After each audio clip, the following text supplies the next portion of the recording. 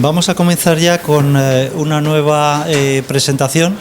Como os he mencionado anteriormente, en vez de grandes clases magistrales en esta edición y para esta semana, de alguien que venga a hablarnos del futuro de un determinado sector o algún tipo de conclusiones en relación con algún documento más o menos sesudo, lo que vamos a hacer es poder compartir su experiencia con otro de los participantes. Déjame que utilice el término aventajado del programa. Estamos hablando de Constantino García. Lo interesante es, y lo contará él, un poco desde que participó, mientras participaba en el programa, cómo las cosas se precipitaron, empezaron a tener éxito de una manera rápida, y a mí lo que me interesa es que tengáis una visión desde el punto de vista de gestión de la innovación, de tecnología y de un posicionamiento amplio, que no sea solamente muy pegado a una tecnología concreta, sino la visión que vais a ir incorporando, desarrollando a lo largo del programa, y cómo esto se traduce a lo largo de una trayectoria en una empresa, y lo que es todavía más importante, desde una perspectiva de proyección personal, profesional, en el tiempo. Constantino, muchas gracias. Pues muchas gracias, Félix, por invitarme de nuevo a estas jornadas. Bueno, pues yo hace 4 años estaba como vosotros aquí sentado, ¿no? Después de una semana de trabajo intenso. Y bueno, pues en mi caso pues fui muy pesado con Félix porque me ayudase a elaborar el plan estratégico de la empresa en la que yo participaba, ¿no? Ahora os explicaré un poco mi trayectoria, porque ahora he cambiado de empresa y bueno, pues la evolución que ha tenido y lo que me ha aportado a mí el programa. Vale. Lo primero que quería comentar es esta frase, ¿no? Dice que Roger May, que es un psicoanalista, psicólogo, que lo opuesto al coraje no es la cobardía, sino el conformismo, y que si queremos que se nos recuerde debemos asumir el riesgo de fracasar. En mi caso, vais a ver como, además de algunos éxitos, ha habido muchos fracasos en lo que es la evolución de la pyme donde he trabajado, ¿no? Ha habido muchos momentos muy duros y bueno, estoy orgulloso de haber participado incluso en esos duros momentos, ¿no? Y por eso quería reflejar esta parte aquí, esta frase aquí, ¿no? Bueno, en cuanto a la presentación, voy a hacer una muy breve introducción con lo que son los conceptos generales de la propia presentación, digamos, ideas genéricas.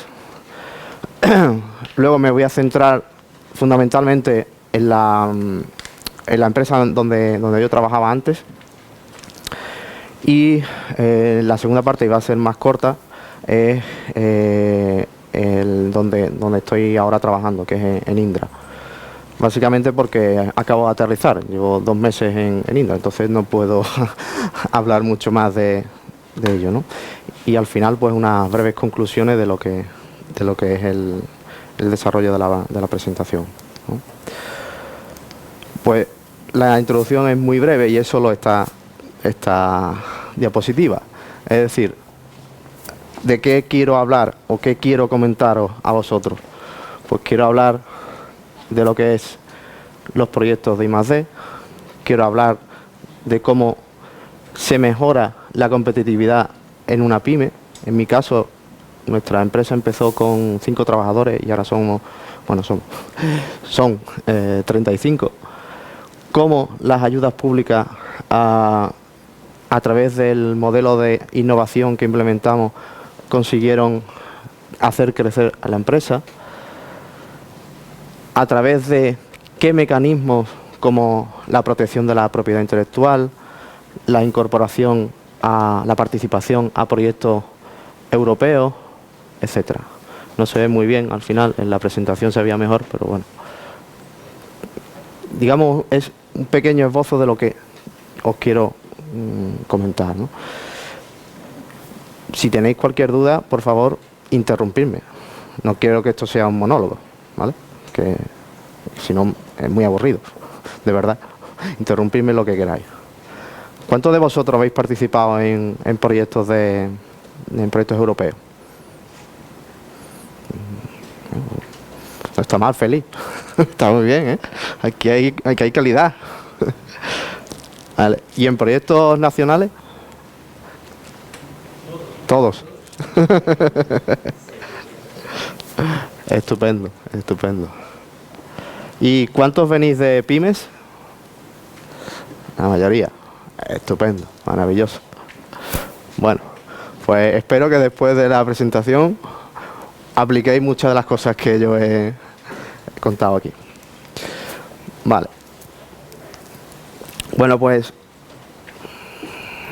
os voy a hablar un poco de la empresa de la que ven. En principio es una empresa de ingeniería que su negocio es el vender sistemas de batería, pero no sistemas de batería para móviles o sistemas de batería para coches, no. No sé si aquí hay un puntero, sí. Son sistemas de baterías para conexión a red e integración con energías renovables. ¿Vale? Eso a grandes rasgos para que tengáis una idea de lo que es la empresa. ¿Vale? Bueno, ¿cómo comenzó esto? Pues los que fundamos la empresa venimos de la universidad, de un departamento de la Universidad de Sevilla. Como habréis notado por mi acento, no soy de Baracaldo, ¿no? Entonces, pues éramos 4 o 5 investigadores de la universidad, todos alumnos, becarios, luego algunos han llegado a ser profesores, yo estuve un tiempo de profesor, y decidimos pues montar una empresa bastante similar a la que hay en ese mismo departamento, pero con un enfoque distinto en relación a la aplicación y a los productos que iban a vender. Y aquí estamos. Literalmente esto es una cochera, ¿vale? Eso es lo más parecido a Bill Gates y Steve Jobs, ¿no? Este era yo con 15 kilos menos. Y bueno, este es digamos, el socio mayoritario de la empresa, ¿vale? Y como os digo, pues empezamos, pues eso, las personas que veis ahí. Y ahora pues son 35. ¿Vale? El primer proyecto en el que digamos colaboramos fue un proyecto muy bonito, muy duro, pero muy bonito. Fue aquí en Madrid. Fue el llevar a cabo la instalación de un prototipo a escala real de una vivienda autosostenible que solo se alimentaba con energía solar. Entonces, pues con la Universidad de Sevilla colaboramos con la Escuela de Arquitectura y nosotros desarrollamos todos los sistemas que iban dentro de la casa. Desarrollamos la fotovoltaica, los sistemas de adaptación a la red, etcétera. ¿Vale? ¿Cuántos ingenieros hay en la sala? Joder. Entonces, no voy a hablar mucho de técnica, a ver si voy a meter la pata. Vale, pues consistía en eso, en desarrollar un prototipo de vivienda que fuese autosostenible.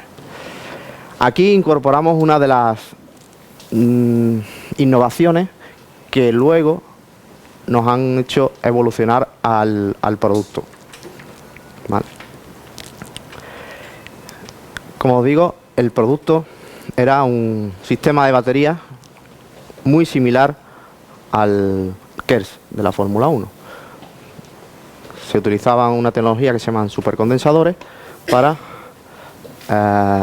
recuperar energía, para hacer lo que se llama peak shaving, es decir, cuando tienes picos, pues lo vas alisando, cuando puedes recuperar la energía, luego la inyectas, es decir, una serie de gestión energética para mejorar la eficiencia de la vivienda. ¿Cómo conseguimos eso? Pues lo conseguimos a través de la innovación del equipo humano que teníamos y dando una solución tecnológica. Como veis, fue muy duro. Esta fue la instalación aquí en Madrid. Como os digo, era una competición internacional que se llama Solar de Carlón. Fue en 2010. Esto es la ribera del Manzanares, cuando ahí no había nada. Bueno, se acabó el de soterrar la M30, pero luego montamos nosotros ahí en las viviendas. Eran una competición entre 20 universidades y pues se competía por ver cuál era la más autosuficiente, con una serie de baremos. Se llama Solar de Carlón porque son 10 pruebas en las que te van evaluando, ¿vale? Y aquí estoy yo, ahí montado. Y esto es cuando ya se abrió al público, ¿vale? Esta era nuestro prototipo de vivienda. Como veis, aquí estaban todas y la verdad que fue una experiencia dura, pero muy interesante. Era como una olimpiada, ¿vale? Teníamos que montar la casa en 10 días. Entonces, pues, fue un reto interesante. Y como os digo, duro. Duro porque yo les preguntaba a los compañeros de las otras viviendas, por curiosidad, vosotros teníais pareja, ¿verdad? Sí. ¿Y cuántos han durado? Dice, ninguno. A mí me pasó lo mismo. Pero bueno, creo que el cambio ha merecido la pena.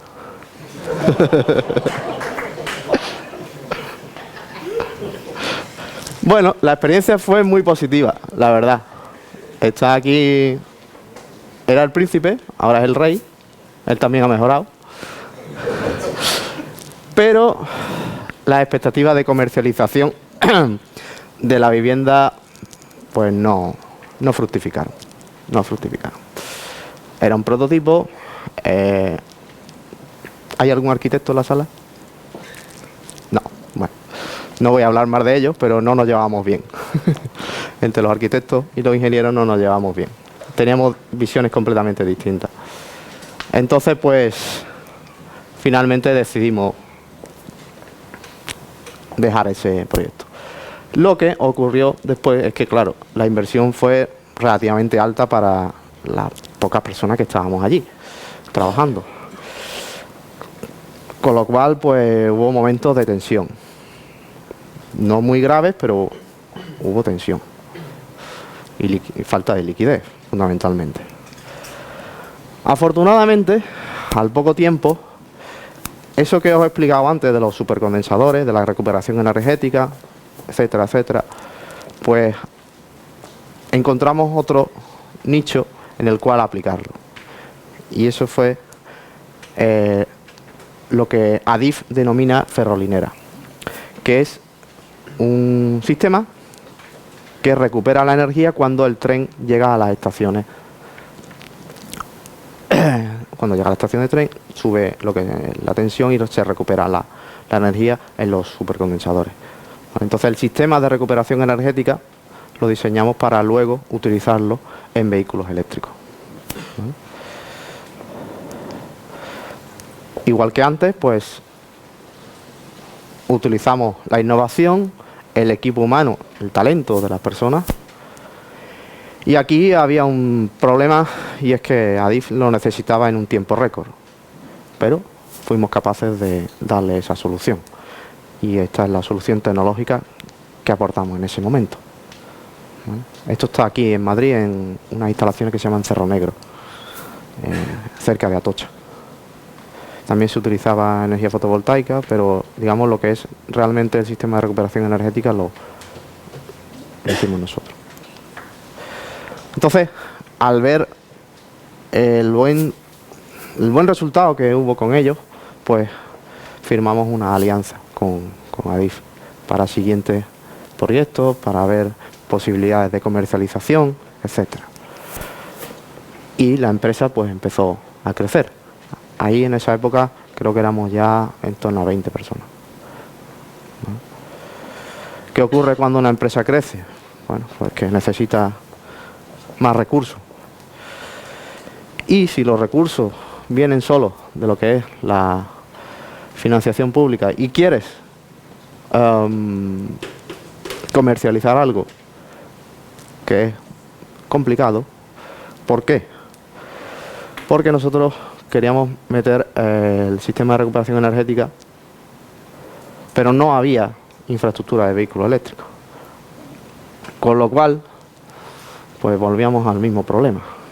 Como teníamos un modelo de negocio basado en el desarrollo tecnológico, teníamos un desfase entre lo que es el pago, el cobro de las ayudas públicas.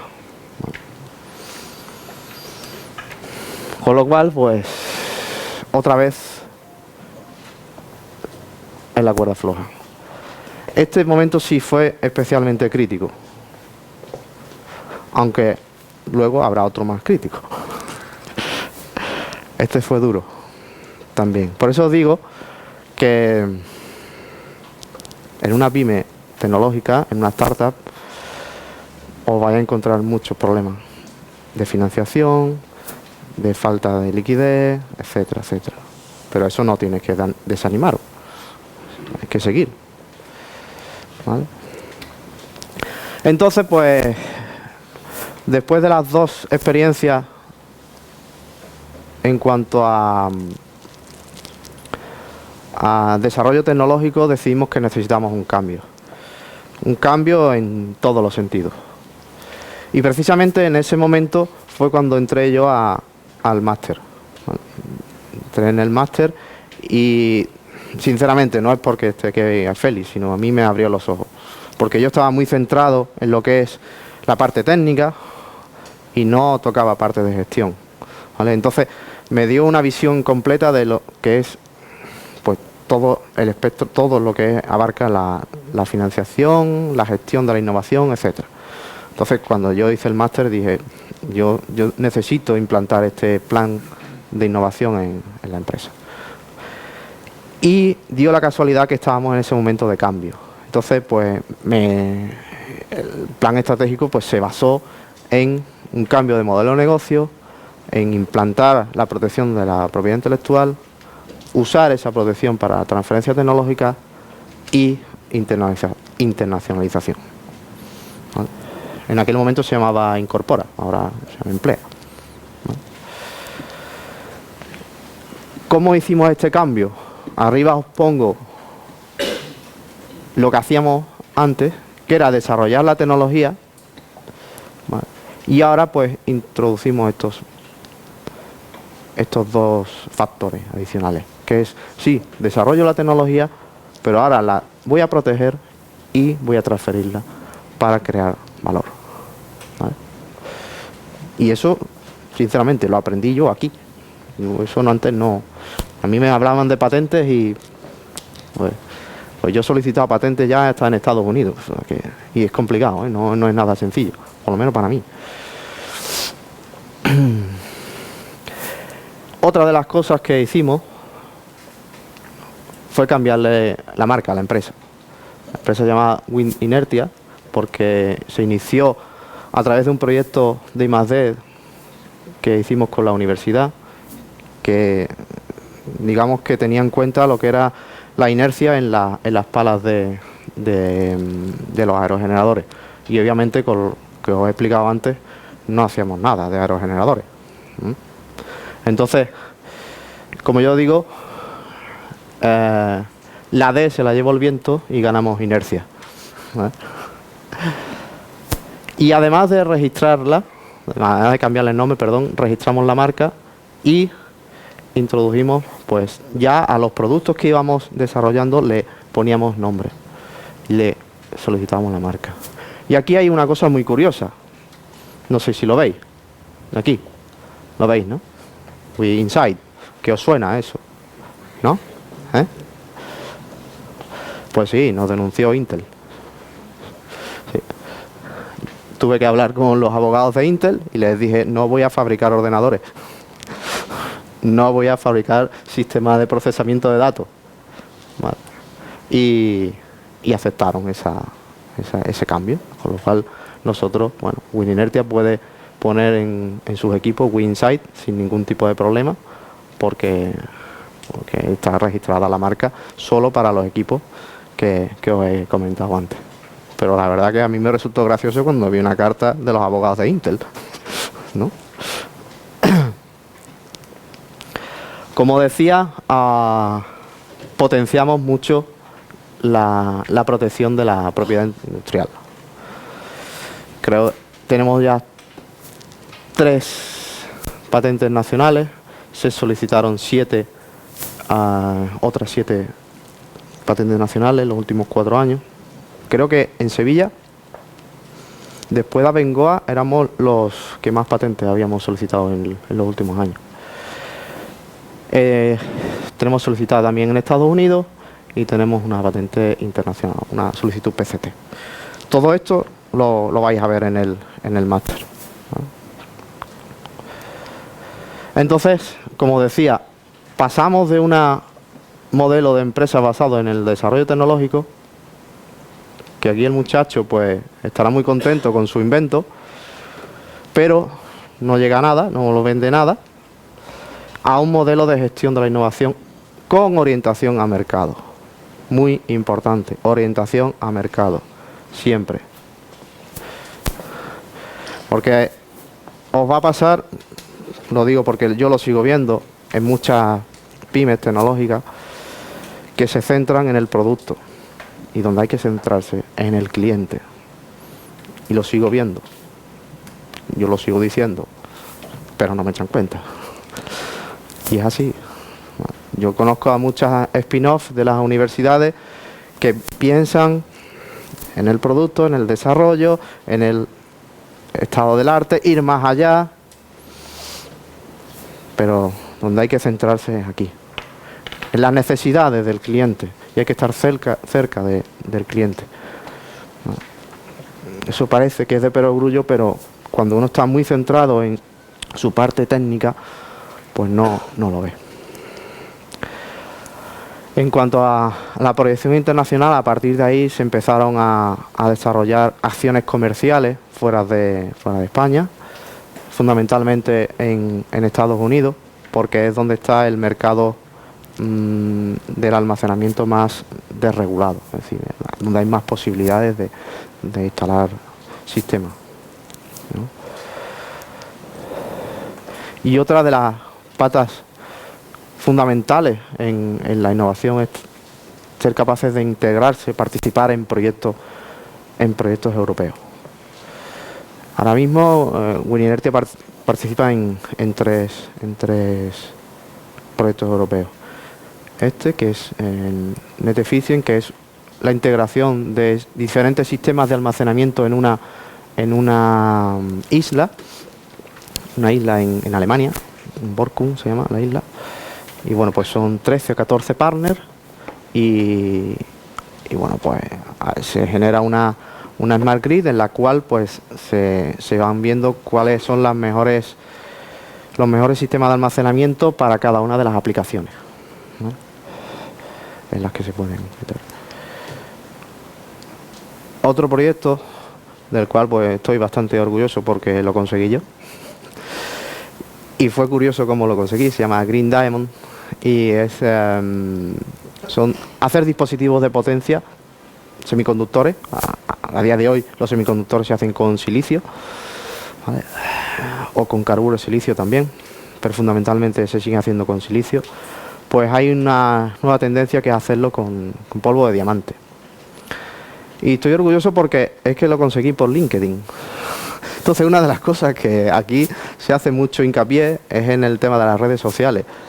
Y yo esto lo conseguí por LinkedIn. Me salió una oferta, bueno, una convocatoria, y el líder de esta propuesta pues no encontraba un partner, y yo pues le escribí y le dije que bueno, que nosotros podíamos encajar en el perfil que estaban buscando. Al tiempo, pues uno de los participantes vino a vernos y le gustó nuestra empresa, encajamos y al final salió la propuesta, ¿no? Digamos que esta es un paso más allá a lo que es la tecnología de silicio, pues ya se está viendo cómo utilizarla en diamante, porque tiene mucha menos pérdida, mejor tensión de ruptura, aguanta muchísima tensión, etcétera, etcétera. Vale. Y ya que aquí hay muchas pymes, no sé si conocéis el instrumento PYME. ¿Lo conocéis? ¿Nadie? ¿Nadie lo conoce? Ah, ¿os han hablado de él? Pues a nosotros nos concedieron la primera fase hace 2 años. Vale. Y ya bueno, pues antes de yo salir de la empresa, pues se solicitó la segunda fase. Esto consiste en que tú solicitas un estudio de viabilidad para el potencial que tiene tu tecnología, y la Comisión Europea, si te evalúa positivamente, pues te concede una subvención de 50.000 euros para realizar ese estudio de viabilidad. Una vez que desarrollas el estudio de viabilidad, la siguiente fase es llevarlo a cabo, ¿vale? Y te puede... Bueno, ahí está mal, no son 2, son 2,5 millones. El máximo funding que te pueden conceder para la segunda fase son 2,5 millones. Es decir, para desarrollar tu tecnología, pues si la Comisión Europea lo considera oportuno, te puede dar hasta 2,5 millones. Para construir una fábrica, para hacer análisis clínicos, no lo sé, para lo que sea, ¿vale? Y hay distintas, igual que están divididos en distintos retos, pues para cada reto hay una convocatoria distinta, ¿no? Como ya os digo, pues nosotros nos concedieron la fase 1.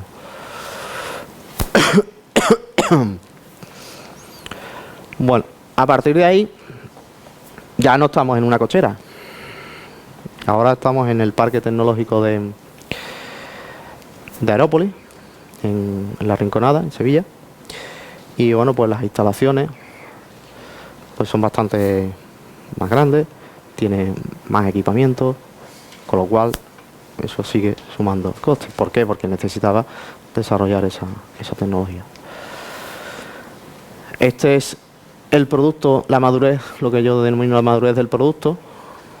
Una vez que hemos pasado por todas esas fases, esos proyectos de I+D, pues se consiguió ya tener un producto relativamente maduro, ¿vale? Y esta es una foto de un equipo instalado en una subestación en Estados Unidos, que no es nada fácil. No es nada fácil contactar con este tipo de utilities para que te dejen sitio para que tú conectes un demostrador, ¿vale? Y no sé si os han hablado de esto. El Valle de la Muerte. ¿Sí o no? Sí, ¿verdad? Pues yo lo he sufrido. Sí. Aquí se refleja muy bien... Vamos, es que parece un calco de la empresa. Pues llegó un momento en el que ese desarrollo que os he comentado antes, con esas nuevas instalaciones, con esa apuesta por la internacionalización, etcétera, pues nos quedamos aquí. Y nos quedamos aquí mal, muy mal, ¿vale? Afortunadamente, pues en estos últimos meses se ha podido salir de esa situación, pero ha sido bastante, eso sí ha sido muy duro, porque no había financiación. Tú has desarrollado ya el producto, lo tienes maduro y lo vas a lanzar, pero te has quedado sin financiación. Es complicado, esto es muy complicado. Hay que estar constantemente hablando con fondos de inversión, convencerlos, los periodos de madurez de esas incorporaciones al capital son bastante largos, etcétera, etcétera. Afortunadamente, antes de ellos salir, pues ya había varios fondos de inversión que estaban interesados y iban a firmar. Pero fueron los meses más duros. Sí. Sí. Dime. Una pregunta. Cuando estabas ahí casi que zombies en el Valle de la Muerte, porque ustedes obtuvieron dinero para financiar vuestro prototipo, entiendo que un banco de baterías, que normalmente son muy costosos. Sí. Y luego la parte ya de he validado el prototipo, sé que puede funcionar, ahí no solicitaste ayuda, no lo tenían previsto, no tenían un potencial cliente, un potencial inversor. Teníamos un potencial inversor que había dicho en todo momento que sí, hasta el último momento, que dijo que no. Entonces cuando tienes ese colchón aquí y te lo quitan... O sea, que no llegaste a eso por mala gestión, sino porque, bueno, por ilusos y confiados en un inversor que había dicho que sí. Exacto. ¿Vale? Entonces, en ese momento, además, pues, una vez que ya pasamos esa fase, pues, había que cambiar otra vez. Entonces, continuo cambio. Y como teníamos ya un producto maduro, pues, habría que centrarse solo ya en el mercado y no seguir desarrollando más tecnología. Adaptándola, pero orientándose ya a la fabricación y a la puesta en marcha de estos productos. Orientación más a proyectos comerciales. Y como habéis visto, clientes muy exigentes. Una utility en Estados Unidos no es cualquier cosa. Para poder seguir aportando valor, ¿vale? Entonces, en ese momento, pues también se cambió de modelo de negocio, ¿vale? Entonces, yo además de la parte de propiedad industrial, de innovación, lideraba los sistemas embarcados, los sistemas de conversión de energía para sistemas aeronáuticos. Entonces, claro, en este momento la empresa decidió que había que centrarse y prescindir de esa parte. Con lo cual, pues, digamos, o seguía apostando, trabajando en esta línea, o podía optar por salir. Y eso fue lo que hice. Vale. Me fui. Y me gustó mucho esta transparencia, esta foto. Creo que es una canción también. Pero es verdad. Yo hace poco que he llegado a una nueva empresa y en el poco tiempo que llevo creo que he aprendido mucho y estoy creciendo profesionalmente, ¿vale? Y ahora os explicaré qué es lo que estoy haciendo, ¿no? Pues lo que estoy haciendo es una cosa... Sí, dime. Una pregunta antes de que cambies un Sí. poco. Has dicho que son muy importantes los proyectos europeos. Sí. Esos proyectos europeos yo no entiendo mucho, pero están totalmente relacionados con el producto principal al que llegasteis al final, que es sacasteis En cierta medida sí. Ahí, es decir, los proyectos europeos, digamos, tienen dos grandes vertientes, por lo menos las que yo conozco, ¿vale? Acciones que ellos llaman, que es RIA, que es Research and Research. RIA, eso. Innovation, eso. Y hay otro que es solo Innovation Action, ¿vale? Entonces, hay proyectos como el del diamante que te he expuesto antes, que es Research, y el otro que es de la isla, que es Innovation. Entonces, el Innovation sí está más centrado en el producto, pero el Research está un poco más alejado, porque es algo que está muy verde, está en lo que se llama un TRL más bajo. TRL es el... Uy, me sale. No me sale. Technology Readiness Level. Exacto. Entonces, está a un nivel más bajo, en un estadio más de investigación. Sin embargo, el otro está en un nivel más de producto, cercano a lo que es el producto, ¿vale? Entonces, nosotros, por un lado, nos centramos más en ese que en el otro, obviamente, ¿no? Yo lo que veo entonces es que realmente no, es como un producto que tenéis paralelo, ¿no? Por ejemplo, el de los semiconductores. ¿O? Sí, claro, eso es a una estrategia más largo plazo. Claro. ¿Pero sería para otro producto, por ejemplo? No, se podría entregar en este, pero es que ahora mismo no hay dispositivos de diamante. Es que no hay. Es que el proyecto consiste en desarrollar un dispositivo de diamante. Entonces, si ese dispositivo de diamante funciona, lo podríamos integrar en en el cacharro, entre comillas. ¿Vale? Tiene distintos alcances y distintos tiempos, digamos. Vale. Dime. Nada. La falta de liquidez, Sí. si lo puedes decir, ¿hasta qué punto llegó a influir en el día a día? ¿Llegó a influir a la retribución a empleados? No lo puedo decir. Pero ya te imaginas la respuesta, ¿no? Vale.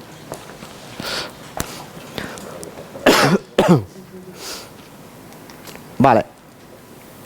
Pues ahora vamos a cambiar completamente de, digamos, de área. Intraemprendimiento. Pues hay dos definiciones que me gustan bastante, que estas dos de aquí, que dice que se refiere a la creación de negocio dentro de la propia empresa, ¿vale? Y que está relacionado con sus principales competencias. Es decir, es como montar una startup dentro de una corporación. Pero claro, no es lo mismo montar una startup con tus colegas que con los recursos que te puede dar una gran empresa. Tiene también sus pegas, porque claro, los tiempos, tú con tu colega te puedes reunir en cualquier momento. Con el director de tal, es más complicado. Vale. Y otra definición que me gusta bastante es aquí, una práctica para el desarrollo de nuevas empresas dentro de una organización existente, para explotar una nueva oportunidad y crear valor económico. Crear valor. No sé cuántas veces lo he puesto ya aquí. ¿Vale?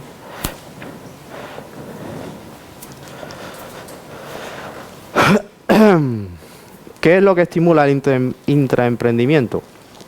Pues estimula a generar proyectos innovadores, mejorar la productividad, aumentar la competitividad y generar nuevos negocios. ¿Vale? Quedaros con esta transparencia, bueno, si no luego vuelvo, porque es en lo que estoy ahora, en generar proyectos innovadores para crear valor. Dentro de Indra, afortunadamente, pues existe una iniciativa que se llama Génesis, que es un programa de intraemprendimiento y cuyo propósito es facilitar esa generación y desarrollo de nuevas ideas de negocio. ¿Todos conocéis Indra? ¿Sí? ¿Sí? ¿Alguien no lo conoce? No, sin problema. No lo conoce. Bueno, pues por eso pongo la siguiente transparencia. Pues Indra es una multinacional española de capital semipúblico, ¿no? Luis, hay una participación exacto, estratégica del Estado. Siento no saberme todos los datos, pero es que llevo 2 meses, ¿sabes? Con 2.900 millones de euros de ventas en 2014, casi 40.000 profesionales, a una inversión sobre venta del 6 al 8% en I+D, con clientes líderes en sectores en geografías clave, etcétera, y presencia con proyectos en más de 140 países. El modelo de negocio diferencial de Indra, pues el conocimiento profundo de los procesos clave, sobre todo en temas de sistemas operativos. Se conoce fundamentalmente de Indra por lo que se llaman tecnologías de la información, tema de control de aeropuertos, de los del tráfico aéreo, que no me sale la palabra.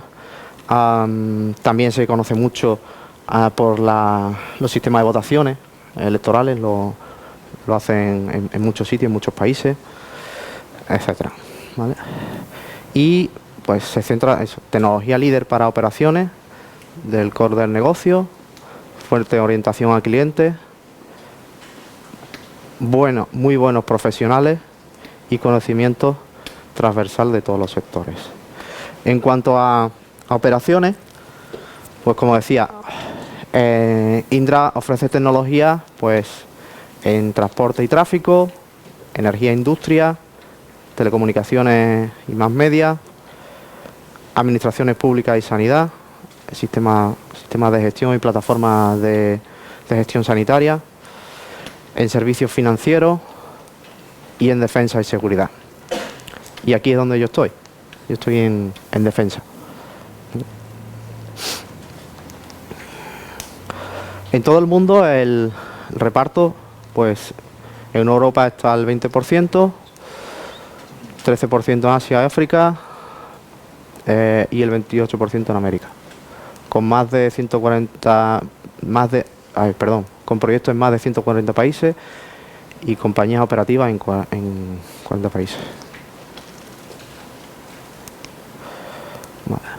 Como decía antes, pues tiene más de 39.000 profesionales. El 80% son de muy alta cualificación y de 97 nacionalidades.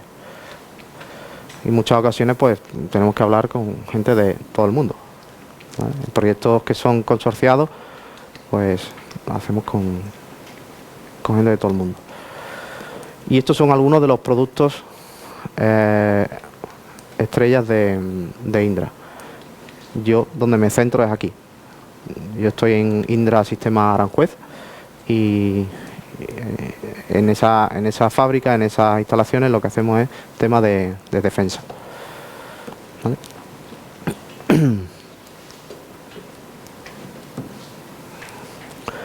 Como decía antes, pues para tener tantos espectros y tanta variedad de proyectos y de ventas, hay que conseguir tener muy buenas relaciones y acuerdos con los principales actores de cada uno de los sectores, ¿vale? Pues aquí veis, en cada uno de esos sectores pues se tienen acuerdos con líderes del mismo, ¿vale? Fundamentalmente, por ejemplo, aquí en defensa, pues Airbus y la ESA, el programa Eurofighter y los distintos ejércitos.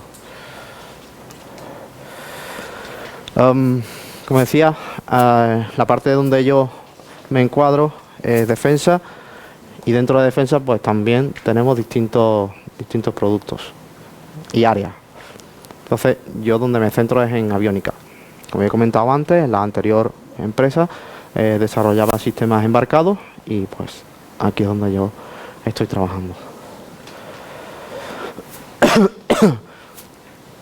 De ahí que bueno, en ese portfolio de lo que es la aviónica y sistemas aeroportados, pues Indra ha desarrollado un montón de sistemas, principalmente en estos dos programas, el programa Eurofighter y el programa A400M, ¿no?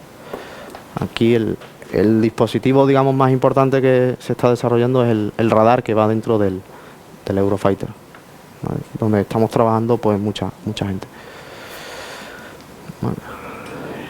Y aquí pues igual, pues aquí se han desarrollado multitud de sistemas para el avión A400M que se ensambla en Sevilla. ¿Por qué os comento todo esto? Porque la línea en la que queremos, digamos, avanzar se denomina More Electrical Aircraft, el avión más eléctrico, ¿vale? Ahí el concepto es intentar cada vez desarrollar sistemas que sean más eficientes y eléctricos, fundamentalmente. Esta es una comparativa de la evolución que se quiere tener en lo que es el sistema eléctrico el sistema del avión. Y aquí veis la evolución de la potencia eléctrica instalada en los últimos programas, en el 787 de Boeing y en el A380 de Airbus. Cómo se ha incrementado de 400 kilovatios a 1400 y a 600. Con lo cual, esto es una tendencia, que no es es ya algo que se está implantando. Y aquí esto lo he recopilado de un estudio de mercado que dice que en los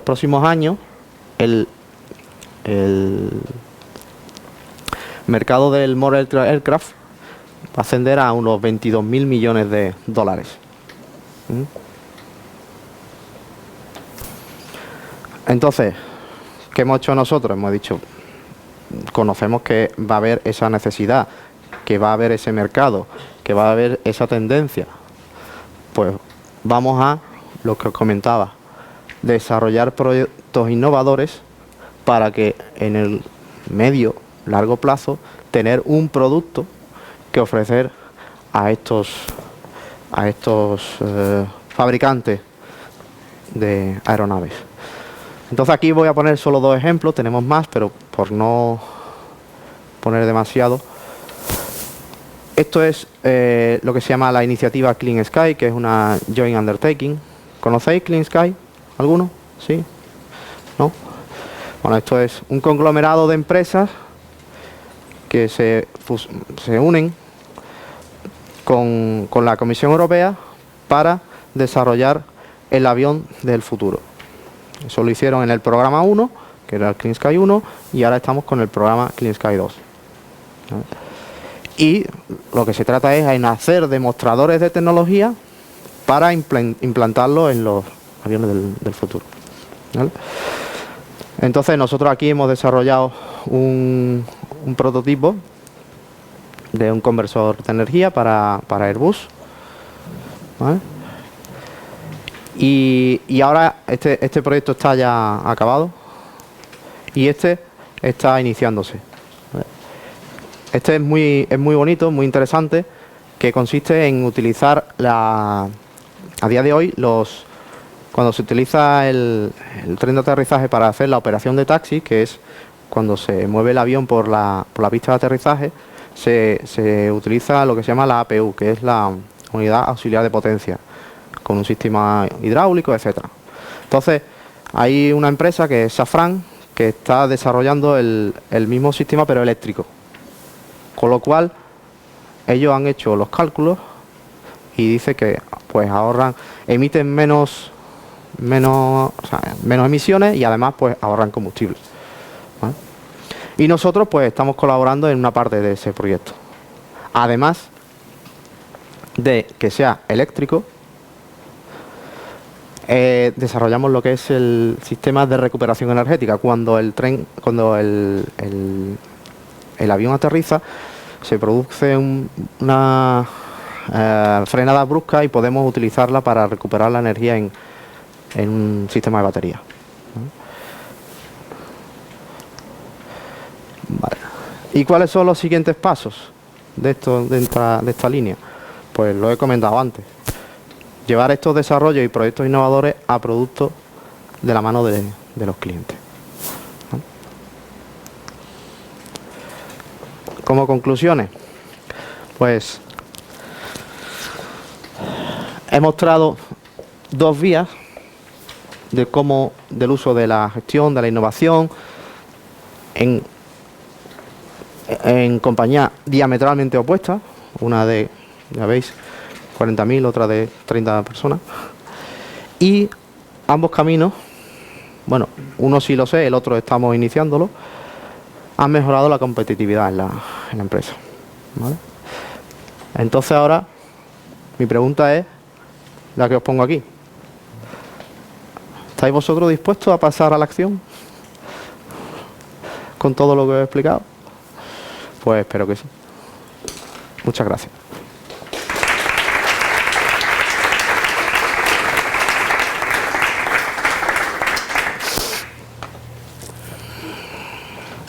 Sí, dime. Una pregunta más a título personal, ¿no? Sí. Al ver las dos empresas en las que has trabajado y aparte del tema del apoyo económico que puedes tener en una empresa grande, la innovación es igual, ¿verdad? O sea, dijéramos el proceso de innovación, da igual que estés en una empresa multimillonaria que en una empresa que acabas de empezar. Quiero decir... No es igual. No es igual. No sé decirte si es mejor o peor en un sitio o en otro. Es totalmente distinto porque los procesos en uno son mucho más lentos que en otro. Es decir, cuando estaba en Wininertia, hablar con el director general era cruzar un pasillo. Aquí yo he tenido que pasar 3 procesos de, digamos, filtros para poder solicitar una ayuda. Son, obviamente, es que distintos, totalmente distintos. No estoy diciendo ni que sea mejor ni peor, sino que cada uno tiene sus procedimientos y sus cosas buenas, sus cosas malas, ¿vale? Entonces, pues bueno, tampoco te puedo decir mucho de la que estoy ahora porque llevo poquito tiempo, ¿vale? Dime. Has hablado de la orientación de tu trabajo al cliente, no Sí, al producto. sí. No sé si tienes alguna opinión o puedes darle algún matiz, porque yo lo que veo es que sí, es muy importante, pero también hasta cierto punto, ¿no? Porque a veces si fuera por ellos, pues estarías todo el día trabajando, no trabajarías solo para ellos, al final terminarías haciendo lo que ellos te dicen exclusivamente y no lo que tú les has propuesto en un primer momento. A ver, a lo mejor no me he expresado bien, pero lo que quiero decir es que en muchas ocasiones, y lo he visto muchas veces en muchas spin-off, se centran mucho en mejorar una determinada tecnología, llegar a más allá del estado del arte no sé cuánto, ¿sabes? Y se centran mucho en eso. Y pierden de vista lo que está queriendo el cliente. A nosotros nos pasaba que habíamos desarrollado un producto que, como yo decía, hemos hecho un Ferrari, ¿vale? Lo mejor, pero el cliente está pidiendo un Dacia, ¿vale? Entonces, hay que tener, sí, te tienes que centrar en el producto y no puedes hacer solo lo que quiera el cliente, pero no puedes perder de vista, por supuesto, lo que te quiere hacer el cliente, ¿vale? Porque si no te pasa eso, tienes un gap entre lo que tú haces y la necesidad del cliente enorme, y eso se traduce al final en ¿qué? En coste, en el precio, que no eres competitivo, ¿vale? Esa es la única salvedad, ¿vale?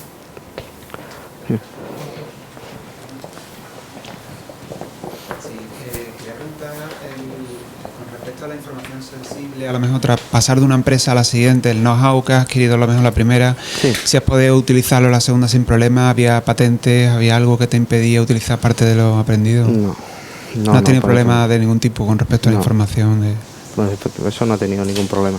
No sé si al contrario hubiese tenido algún problema. En este caso no, porque realmente las patentes, la propiedad industrial y todo eso realmente están bastante alejados una empresa de otra.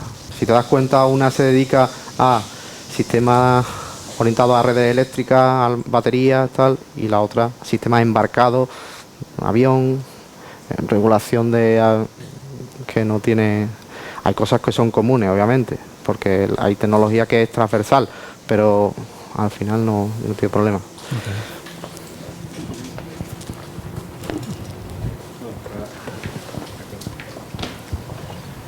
Yo quería hacer una pregunta, es que me ha recordado lo de las patentes, y como has dicho que pasaste, gracias a este máster, pasaste de un modelo a otro, y una de las diferencias principales era que ya empezaste a proteger la propiedad intelectual. Sí. Y que tenemos la patente. O sea, concretamente puedes decir cómo eso se ha visto, el tema de proteger la propiedad de las patentes ha influido en el éxito de vuestro nuevo modelo de negocio. Por ejemplo, es muy buena pregunta. Por ejemplo, los inversores. Los inversores te piden, vamos, hasta el último papel que tengas de una solicitud de patente. Siempre, siempre. Eso influye muchísimo. Da mucho valor. De hecho, aquí en España no, pero en Francia se ponen las patentes como garantía ante un banco. En vez de tener una nave o cualquier otro inmueble o cualquier otro activo, pues se ponen como activo la patente. O sea, para vosotros sin duda ha merecido la pena Sí, sí. el esfuerzo, porque es un esfuerzo para una Es pyme. un esfuerzo tanto mucha económico como de burocracia. tiempo. Sí, sí, sí. Sí, sí. ¿No hay más? ¿Perdón? No me entero, Félix. ¿Qué pasa? Ah, sí, bueno. Eso fue que ganamos un concurso de Facebook. Teníamos que nos daban un stand en una feria importante en Hannover. Si éramos los que más votos teníamos dentro de la página web de Facebook de esa feria, sí, bueno, sacamos creo que 2.000 votos de diferencia con respecto al segundo. Sí. Y nos dieron el stand gratuito y allí instalamos un dispositivo que se había desarrollado, y pues la verdad es que bueno, es una forma de también tener esa apertura y esa red, ampliar la red de contactos, ¿no? La verdad que fue una experiencia bastante interesante. Sí.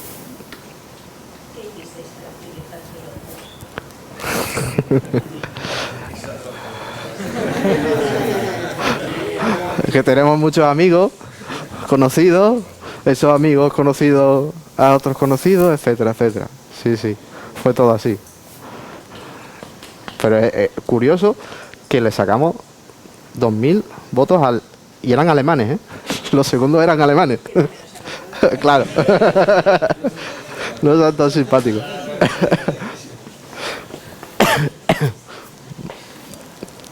¿Más preguntas? ¿Nada?